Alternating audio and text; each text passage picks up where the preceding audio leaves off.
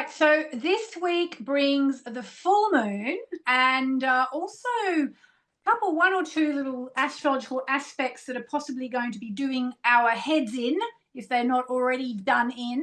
Also, this week we are going to have a little bit of a very, very little mini masterclass taster, or not even a masterclass taster, a masterclass droplet from the great ocean of wisdom about zodiacal releasing with astrologer Kelly Surtees, who is actually going to be teaching about zodiacal releasing. So I don't know much about this technique. It's pretty ancient and it's pretty sort of rarefied. Not everybody uses it. We'll be talking about that. So if you're just into plain old astrology and moonology, we've got you covered for the first half of the show. And if you want to go a little bit deeper or higher in your knowledge, stick around for the second half of the show.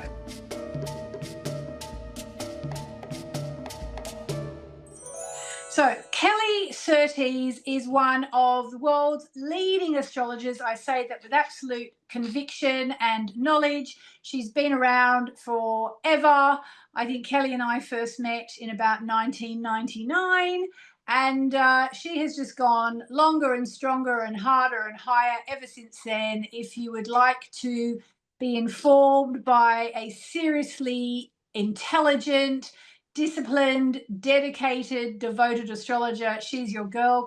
She's a teacher, she's a writer, she's an editor, she's an astrologer, she's all sorts of things. And she is here from her office in, I believe, Orangeville, Canada, telling us all about what we can expect from this week's full moon. So welcome to the show, Kelly. Thank you so much, Yasmin. It's great to be here. I think I've updated my website URL since we first started speaking together however many years ago. So it's kellysastrology.com is where people will find me. Of course. I'm so sorry, Kelly. That's all right. No, that's a testament to how long we've known each other. Yes, exactly. kellysastrology.com. All right, so this week brings the full moon in Scorpio. I have my trusty Moonology diary here, so I'll just quickly refer to that. Beautiful. And then we can, it's very good because it means all the work's done for me a year in advance. I've written it all already. But let's have a little look. Full moon in Scorpio. I'll tell you what my keywords were, and then you tell me if you understand what I'm talking about. Okay, so, cool. Full moon in Scorpio. Well, the first one is let go of a grudge. So, I mean, hopefully you understand Scorpio, grudges. Let's just talk about that for a second. What do you think about this week as a week to let go of a grudge? Oh, absolutely. I think the full moon in Scorpio can sometimes remind us of where we're stuck, can remind us of where we're holding on, what we are attached to, perhaps to our own detriment. And so under the full moon, that idea of the purging or the detoxing or the releasing, the full moon in Scorpio is a very unique full moon for getting deep and getting rid of gunk that is really stuck, inside you, in your habits, in your behaviors, all of that. Yeah, and I was writing a blog post the other day about this, and I was saying, like a lot of my community is really into manifesting. Excuse me, and I know you are into manifesting as well. And I was saying the thing is, if you're hanging on to anger, you are basically ruining your manifesting, because what you put out is what you get back.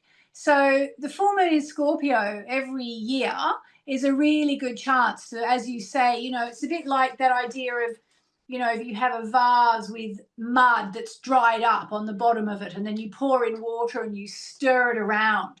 That can kind of be the effect of the full moon in Scorpio, can't it? So it gets all the crap circulating, all the better for you to actually then pour it down the drain and refill. Absolutely. Yes, absolutely. Right. I think the idea of getting something that is stuck moving again is hugely important. Yes, and not least because Scorpio is a fixed sign. Yes, I think yes, because Scorpio is a fixed sign, because there's a few other technical reasons, but yes, that's part of it. Yeah, I don't know how much detail you want me to go into. Tell us, give us another idea. So the full moon in Scorpio is ruled by Mars, at least in the traditional style of astrology that I work with. And Mars is in this post-retrograde, fired up, moving forward, breaking new ground space. So it really is time to kind of leave that past behind. And one of the phrases that I have for this full moon in Scorpio is about breaking old patterns.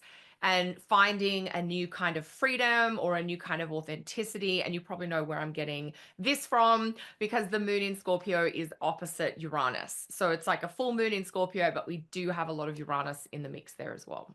Exactly. All Yeah. right. So I've got. What else have you got in your trusty book? Okay, I've got 4. Okay, I've done 1. Number 2, drop the drama. Oh my gosh, totally. I think that's, to me, is also comes in with this rulership of the full moon in Mars, with being Mars in Leo. And this idea of, do you want to get caught up in drama, or do you want to just focus on running your race? Do you want to take charge, be the queen of your own life, set your goals, clarify your motivation? Because I do think this full moon, the ruler is Mars. It's getting this lovely trine from Venus. So there is this sense of collaboration, getting things done, moving forward. So drop the drama, don't be stuck in the past, and you might be surprised the momentum and progress that you can create. Yeah, and it's funny that you say that, because even just listening to that makes me feel like there's something really nice about dropping the drama and going, you know what, I'm just not going to, Yeah, not my monkeys, not my circus. totally. Yeah, and I think Yeah. probably the other reason I gave that listing is because the day of the new moon, in fact, just an hour or so later, or less, we get Mercury square Pluto. So, Yes. there can be that sort of Mercury being the planet of the mind, Pluto being the planet of sort of eruptions. And, it's like, don't let the wheels of your mind drive you crazy. Don't let the wheels of someone else's mind drive you crazy, and just sort of breathe out and step back. I mean, Totally. I think one of the things to watch out for with that Mercury square Pluto is obsessing over someone or something. And if you can harness the power of your mind and dedicate it towards this really rigorous type of mental task, if you're studying something or researching something, or you've got a writing project you have to power through, or maybe you've got a bunch of paperwork that you have to organize and submit, use that kind of energy of the Mercury square Pluto to power through that, rather than to fight or disagree with others. yeah. And also, just to circle back to something else you said about the full moon in Scorpio, Yeah. is, about purging and detoxing. And Mercury square Pluto almost has a purging and detoxing of the mind Absolutely. capacity, Yes. if you use it right. But if you don't use it right, it can be, like you said, obsession, arguments. So yeah, it's almost like, well, I mean, this is why astrology is so brilliant, especially in this day and age, where people are more, conscious of the way they're behaving. Because can't we just use all this stuff to help us get the most out of the energies, even when they are a bit challenging? Exactly. Exactly. Yeah. It's, that Mercury square Pluto, it's like there's revelations, there's some truth telling, there are secrets that might come to light. And then that gives you, that idea of knowledge is power, that, how do you want to make adjustments in your choices, or maybe even in your loyalties? Yes, yes. Yes. So it's Oh, very I think interesting. it's what you're touching on, Yasmin, and what we're getting at here is, like, we have the full moon in Scorpio, and we also have a big aspect to Pluto on the same day. So we have a lot of that deeper undercurrent territory activated. Yes, exactly. All right. Okay. And then actually, I'm going to give you numbers 3 and 4 together, because they're kind of two sides of the same coin. And we have slightly alluded to it, but surprise yourself, surprise someone else. Oh, yes. They totally go with the Uranus factor. Yeah. Yeah. You might surprise yourself by being ready to let go of something that you've been holding on Yeah. to, that you might be ready to move past something that's really old. Because you were saying earlier, Yasmin, Scorpio is a fixed sign. It kind of represents things that get stuck, stuck inside us, especially emotionally and energetically. And often they're very old. They're not necessarily connected to current circumstances or events. And Yeah. so the surprise yourself, liberate yourself, free yourself, you might be more willing to shake things up than you realize, or somebody around you might be more willing to opt for a new approach. Yeah. Yeah. Yeah. So, I mean, it's funny because I'm reading my diary and it says here, this is for like next week. Yep. If you're feeling overwhelmed around the time of this full moon, give yourself a break. I'm feeling really overwhelmed right now, and I know at least one or two other people are because I've been talking to them today on WhatsApp. Do you think there's overwhelm in the air right now, or is it just I'm just overwhelmed?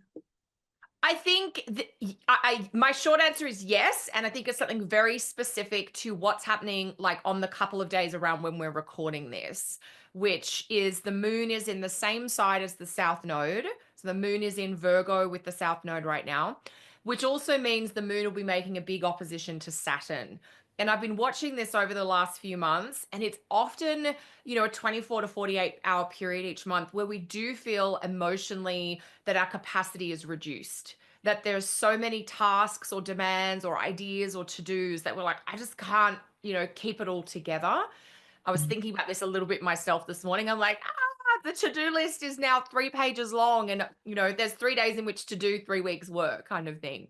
So I Yeah. do think the moon in Virgo, which is, it's not so much the moon in Virgo, it's with the south node, which just has this sort of dispersing, destabilizing, a little bit of a releasing energy. So I would focus on, like, for tasks for people, when that, because this comes up every month and people will be able to see when the moon is in Virgo from your Moonology materials.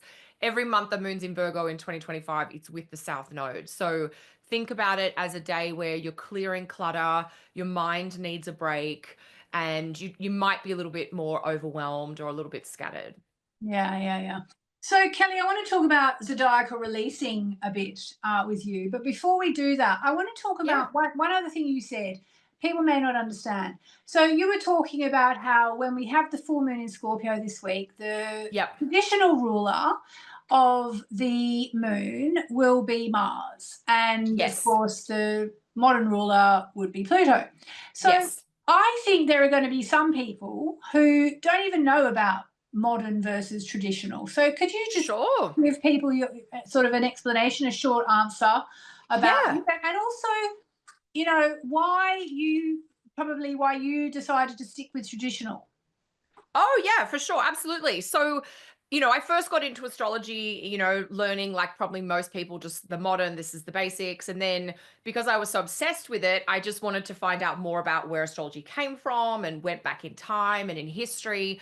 And what I realized is that the origins of astrology that we practice today, the 12 houses and the zodiac signs as we know them and the visible planets, that was kind of all sort of really pulled together about 2,500 years ago in ancient Greece, with a lot of influence from Babylonian period, the Babylonian region and time period, and the Egyptian region and period. So those two regions feeding into the ancient Greek period, and that's how we've like astrologers practicing in ancient Greece would be practicing a style of astrology that any astrologer working today would also recognize. And I thought that's fascinating. I thought, what were they doing and how were they doing it? And then I realized that the modern planets, so that includes Pluto, Neptune, and Uranus, they were only discovered in the last 200 odd years or so. I think Uranus was discovered approximately 1781, Neptune around 1847 or 1849, somewhere thereabouts, and Pluto in 1930 or 1931. So I thought, well, what were they doing? What was Aquarius ruled by before we knew about Uranus? And what was Scorpio ruled by before we knew about uh Can I just say yeah, one fact that I love on totally. that? In case people don't realize, because it's so wonderful when you realize they were discovered once the telescope was invented. Yes. Yes. So we needed Uranus's discovery is so magical in terms of the technology needed and then what Uranus is associated with, which is fantastic. But I realized the ancient Greeks have a lot of symmetry in their philosophies, including in the way they constructed their understanding of astrology. And so once I came to understand that, I really appreciated the magic in the original rulerships of the planets with the signs.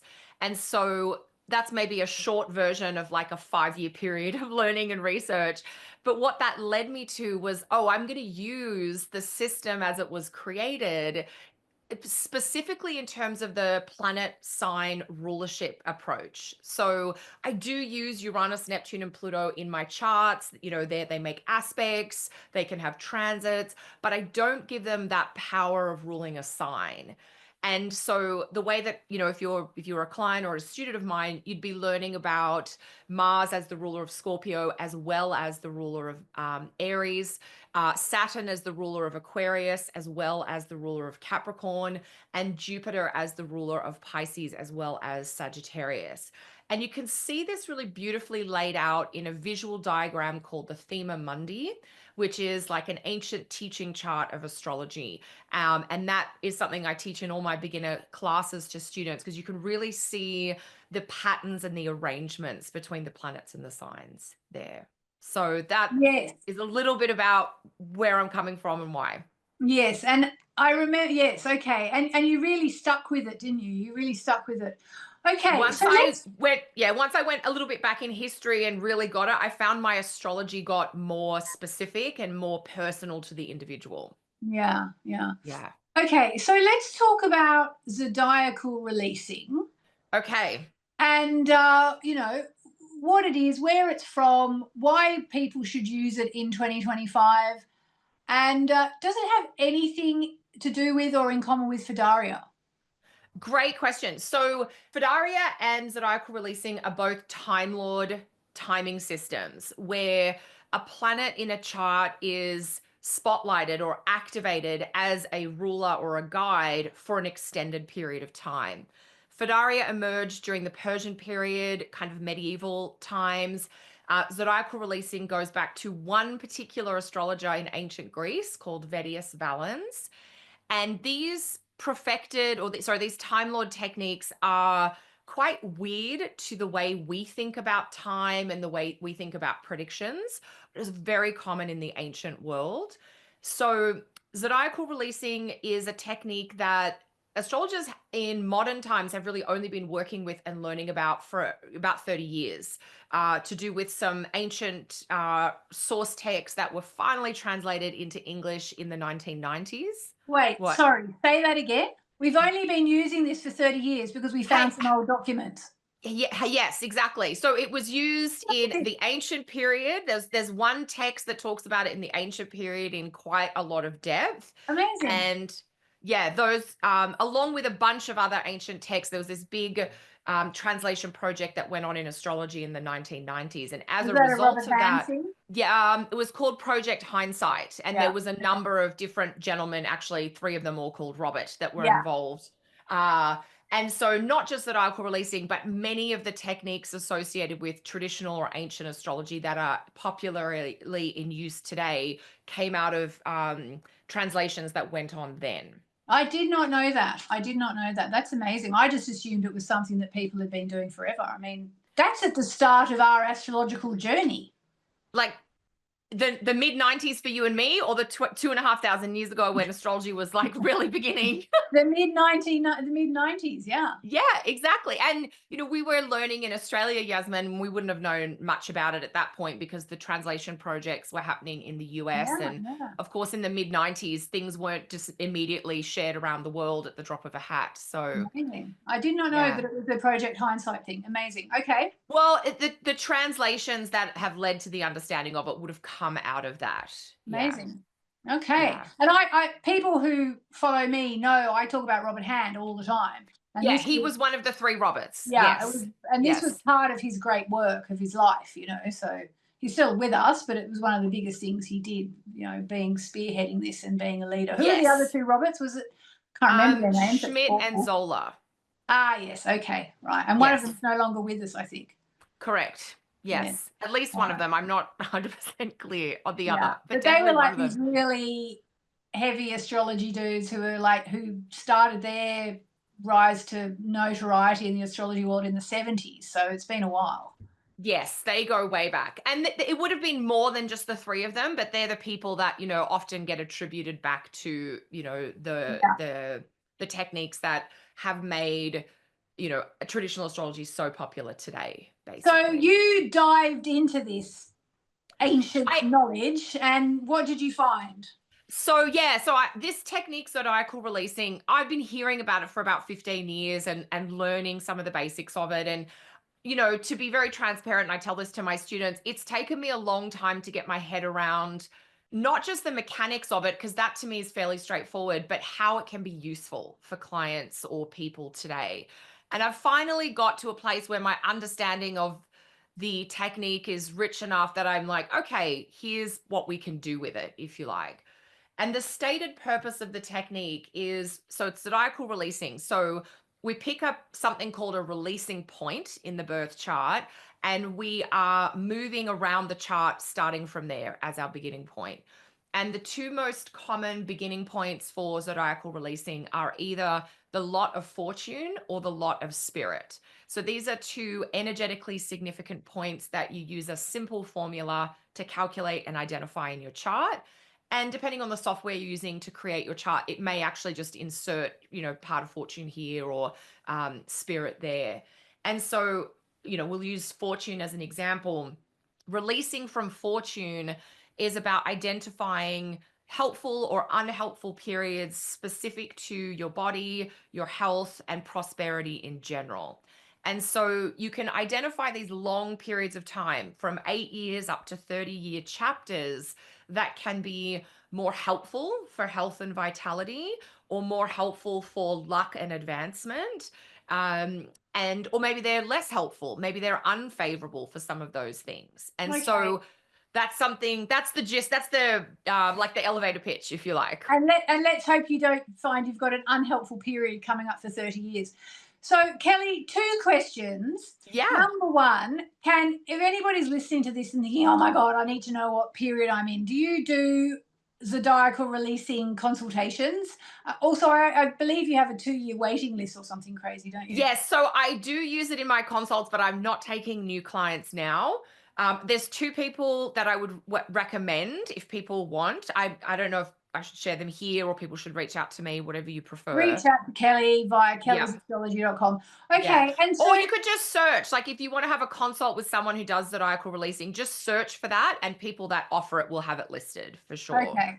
And so what about anyone who's listening thinking, I need to know this technique? How do they find your workshop? When is it? I believe we're recording ahead of the first session because there's 4 sessions, correct?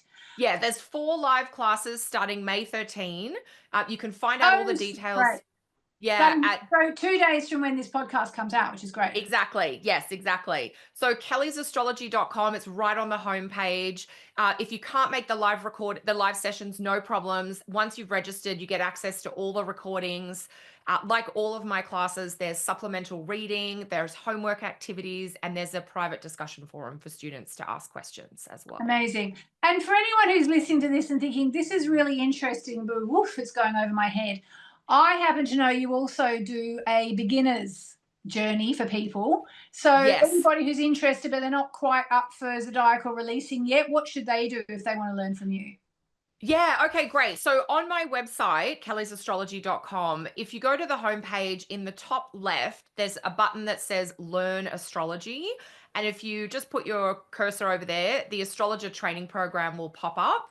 And that's a program that takes you from beginning to consultant level. So if you're not sure, or maybe you're familiar with astrology, but not traditional astrology, that's a great place to go. Okay. All right. So basically they can learn whatever they like, but no consultations at the moment. Correct. Yes, because I keep all of my consultation spaces for my existing students, my current and past clients, and of course, people who are inside my private membership. So unfortunately, at this point, there isn't enough of me to also offer consults to the public. Right. And okay, so where do people find you apart from kellysastrology.com? Because I'm sure people would love to get more of your wise words. That's so kind, Yasmin. Thank you. I do have a podcast, Kelly's Astrology Podcast, which they'll be able to find on all major podcast platforms like Spotify, Apple, Amazon, and of course on YouTube. You can find me on Instagram. But I think, either the website or the podcast is probably the best place. So Kelly's Astrology Podcast, great places to find me. And what's your favorite social media platform that you're most on? I mean, I'm on Instagram most, like all women of my age. Wasting time on Instagram. Exactly. Okay, so Kelly, let's just finish with a little nugget about that full moon this week? You know, for people who are struggling, going through a rough time, not sure what to do, how to get through, what would you suggest to them? Because I know you're a wise counselor. That's so kind. I do love talking with people. That it's okay to go deep. It's okay to feel uncomfortable. Just don't stay there. Give yourself a chance to feel what you need to feel, and then trust that you have the strength and the courage to move through it and to leave it behind you.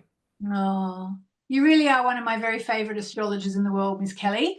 So thank you for being here today.